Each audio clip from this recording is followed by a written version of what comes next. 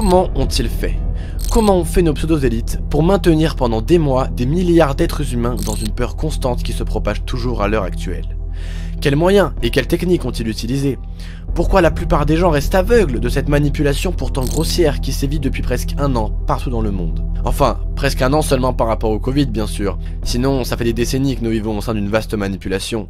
Mais ça, c'est un autre sujet. Bonjour à tous, j'imagine que vous avez compris de quoi on allait parler aujourd'hui et je pense qu'il est plus que primordial de comprendre pourquoi et comment on en est arrivé là et pour par la suite mieux comprendre les différentes techniques de manipulation des foules qui seront utilisées pour mieux les prévenir. Mais définissons d'abord qu'est-ce que l'ingénierie sociale ou la manipulation des masses, la manipulation des foules, on l'appelle comme on veut.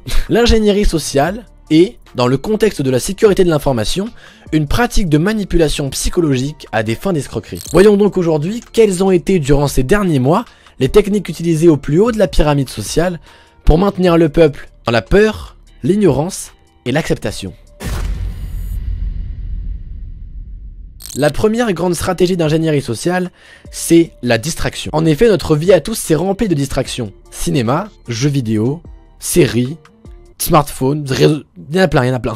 Et lorsqu'on se distrait sur un jeu vidéo ou devant un bon film, on rentre dans un état d'hypnose. En état d'hypnose, on met de côté notre cortex préfrontal qui nous permet d'intellectualiser et donc d'effectuer des actions en réfléchissant et non de manière répétitive et mécanique comme on le ferait en état d'hypnose. Et aujourd'hui, le monde entier est littéralement sous hypnose, en permanence occupé par les distractions quotidiennes, notamment les jeunes avec les réseaux sociaux, la télé-réalité, les séries, etc. Car oui, qui est-ce qui a fait des révolutions dans le passé? Mai 68 par exemple.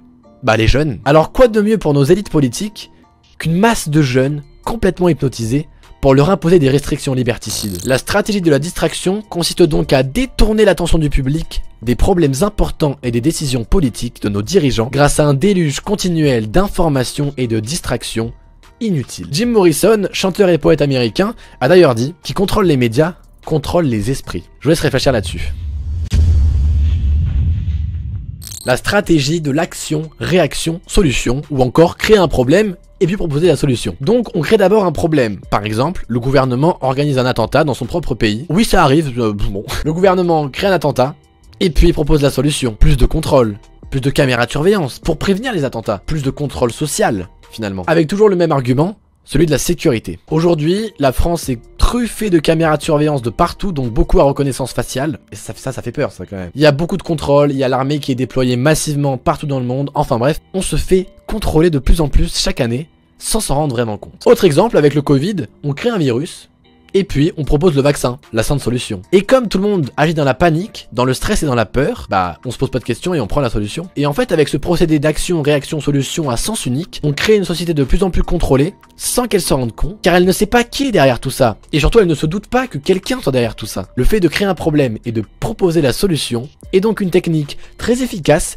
qui est de plus en plus utilisée dans notre société pour imposer plus de restrictions et le public, ignorant, les accepte.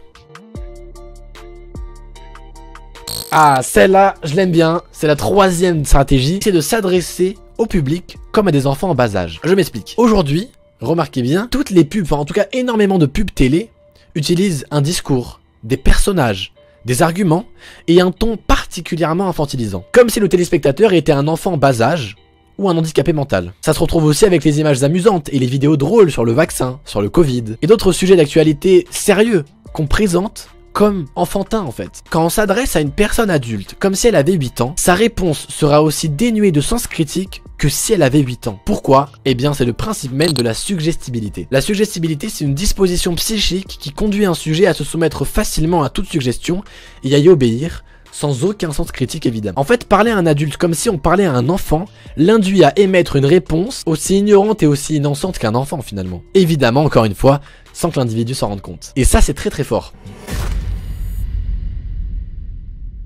Quatrième stratégie d'ingénierie sociale, s'adresser à l'émotionnel plutôt qu'à la réflexion. Et alors là, on est en plein dedans. Ça fait des mois que les médias, que la presse, que les réseaux sociaux répètent sans arrêt au monde entier la dangerosité, les morts et les contaminations liées à la Covid-19. Comme ça, ils instaurent une peur grandissante au sein de la population, ce qui court-circuite tout esprit critique. Parce qu'en fait, le spectateur, il ne se pose plus de questions sur les informations qui lui sont communiquées et il avale tout sans aucun sens critique. Parce que l'humain réagit à ses émotions bien plus qu'à sa réflexion. Quoi de mieux qu'un peuple tenu par la peur pour faire ce qu'on veut de lui? En plus, le registre émotionnel permet un accès à l'inconscient humain et donc permet d'y implanter des idées, des désirs, des normes et bien sûr des peurs. C'est tout simplement la fabrique du consentement. D'ailleurs, Nicolas Machiavel, penseur humaniste de la Renaissance, a dit à juste titre « Celui qui contrôle la peur des gens devient le maître de leurs âmes ». Et je vous laisse réfléchir là-dessus.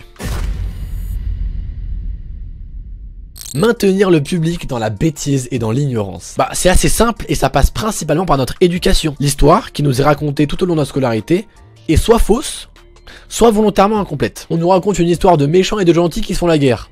C'est gentil, mais elle est où la vérité dans tout ça? Parce qu'on nous dit pas qui a financé les guerres, quelles ont été les réelles causes des guerres, qui les a planifiées, quels étaient leurs réels objectifs. Mais alors pourquoi est-ce qu'on nous raconte une histoire complètement biaisée? Bah tout simplement parce que si on nous racontait la vérité telle qu'elle est, il y aurait une trop grosse prise de conscience de la part de la population. Il y aurait des révoltes contre le système en place. Et ça évidemment l'élite n'en veut pas. Il y aurait la volonté de construire un nouveau système, pas dirigé par des banques qui esclavagisent la population et les mettent en dette, pas dirigé par des lobbies pharmaceutiques qui nous vendent des médicaments empoisonnés à effet secondaire, pas dirigé par une assemblée nationale dans laquelle 50 des 580 députés sont présents et votent des lois plus que discutables à 3 h du matin. Non, un système plus horizontal et moins pyramidal comme aujourd'hui. Mais encore une fois, les élites, bah elles en veulent pas du tout. Parce que ces élites veulent continuer à imposer un contrôle sur la population. Et ce qu'il faut retenir, c'est qu'on empêche aux gens de connaître leur passé pour qu'ils ne puissent pas comprendre leur présent. Voilà comment maintenir un peuple dans l'ignorance. Aussi, après l'école, chacun se spécialise dans un domaine et devient même excellent dans son domaine, mais n'a pas d'analyse pluridisciplinaire générale, ce qui lui permettrait pourtant de mieux comprendre comment le monde fonctionne réellement. Noam Chomsky a d'ailleurs dit « L'éducation est un système d'ignorance imposé. Des centaines de milliards de dollars sont dépensés chaque année pour contrôler l'opinion du public. » J'avais envie de mettre une autre citation aussi qui me semblait intéressante. « La population en général ne sait pas ce qui est en train de se passer, elle ne sait même pas qu'elle ne le sait pas. » Et sans parler de l'éducation, les distractions abrutissantes comme la télé-réalité, les réseaux sociaux, les vidéos drôles et un nombre d'informations trop grand, inutiles et contradictoires alimentent l'ignorance et la bêtise du peuple. Ah celle-là, elle est assez incroyable. Remplacer la révolte du peuple par la culpabilité. C'est-à-dire qu'on va faire croire à l'individu qu'il est le seul responsable de son malheur, à cause de l'insuffisance de ses efforts, de ses capacités, ou de son intelligence. C'est clairement ce qui s'est passé ces derniers mois avec le Covid. Si vous portez pas de masque, vous mettez en danger votre grand-mère. Si vous sortez pendant le confinement, vous allez contaminer les autres. Si vous vous faites pas vacciner, déjà vous êtes égoïste et en plus vous êtes un mauvais citoyen. Alors culpabilité, culpabilité, culpabilité. Bien sûr, tout ça, ça a été induit discrètement en fait par les médias, par nos hommes politiques, etc., etc. Et donc, le fait de faire culpabiliser les individus, c'est de créer une division entre ceux qui sont pointés du doigt comme étant déviants justement à la norme, culpabilisent et donc se remettent en question et ne pensent pas à se révolter contre le système en place. Alors on imagine bien que pour aboutir à des manipulations telles, ces gens-là ils ont des connaissances de nous qui sont supérieures à nous. Ils nous connaissent largement mieux que nous-mêmes parce qu'on se rend pas compte de ce qu'ils font. Et ça, c'est très fort et très flippant à la fois.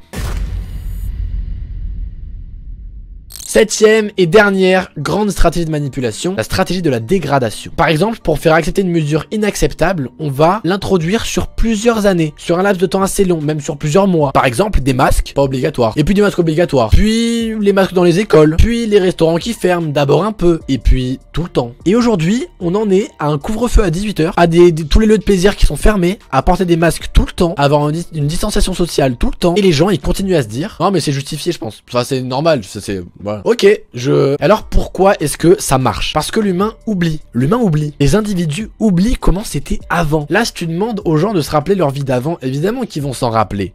Mais aujourd'hui, ils ne se sentent pas plus malmenés qu'avant en fait. Si aujourd'hui une grande partie de la population accepte, c'est soit parce qu'elle a oublié comment c'était sa vie d'avant, soit parce qu'elle rêve que ça ira mieux demain. Ouais non mais de toute façon ça va passer, c'est passager, c'est passager. Alors ça fait un peu 10 mois que c'est passager, je trouve ça un peu long pour un truc passager, après bon voilà. Hein. En fait l'humain se crée l'illusion d'un passage difficile éphémère pour s'auto-rassurer. J'aimerais dire une dernière chose qui me semble très importante. Ils nous ont dit quoi penser, comment penser, quoi croire, et quoi dire. Et on se pense tous libres de nos choix, de nos pensées et de nos actions. En réalité, on se rend pas compte à quel point on est manipulé et contrôlé au sein de la société. Mais rien qu'en avoir conscience déjà, c'est un premier très grand pas.